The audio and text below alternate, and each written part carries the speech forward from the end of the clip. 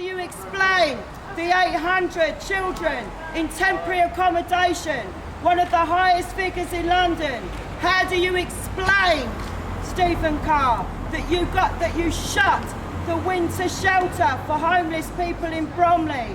How do you explain, Stephen Carr, that you are getting rid of social housing? How do you explain? And I'm here to support this protest on behalf of Bromley Trades Council and say that we're wholeheartedly behind this protest and basically everything that DPAC does. They do such an excellent job of holding this government to account for the disgusting things that they do to our own citizens. The hypocrisy of telling us that we need to celebrate our Paralympians and then treating their own people back home like this is utterly ridiculous. And we've got to show them up for it. Thank you. Sanctions are human rights abuses. When you're left with no money, you can't live, you can't eat, you can't do anything. And if you're on a low income and you've got a housing benefit to top up your wages, you too will go on universal credit, you too will end up in this job centre here, and you too will face the threat of sanctions. Because what they're telling you is, universal credit, if you're on part-time hours, that you've got to increase your hours, and if you can't, or get another job and get more hours, they're going to sanction you for it. That's what universal credit's about. Because on the streets of Toronto, the same kind of agenda is manifesting itself.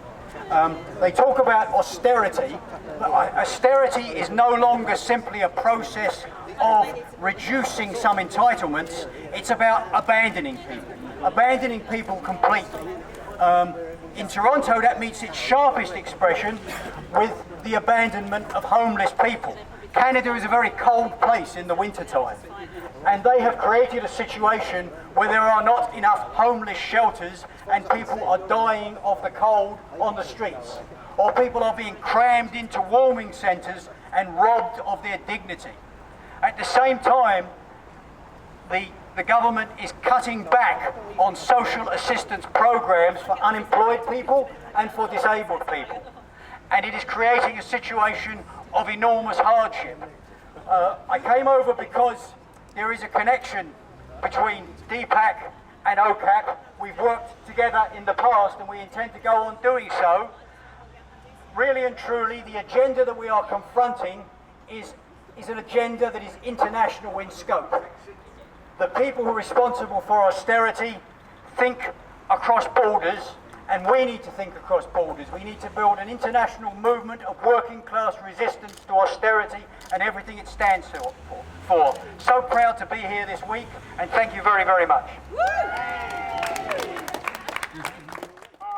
Who sits down in Croydon Central.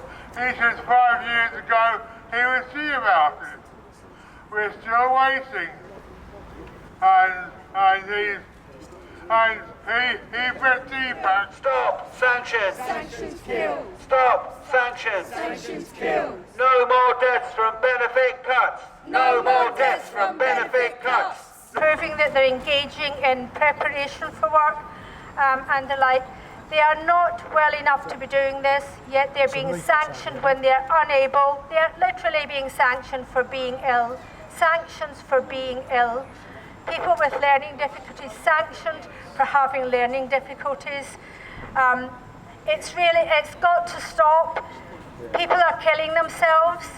People can't cope. People are increasing their medication. People are being hospitalised. And there isn't even the care in the National Health Service to provide for people when they're in such a state of distress.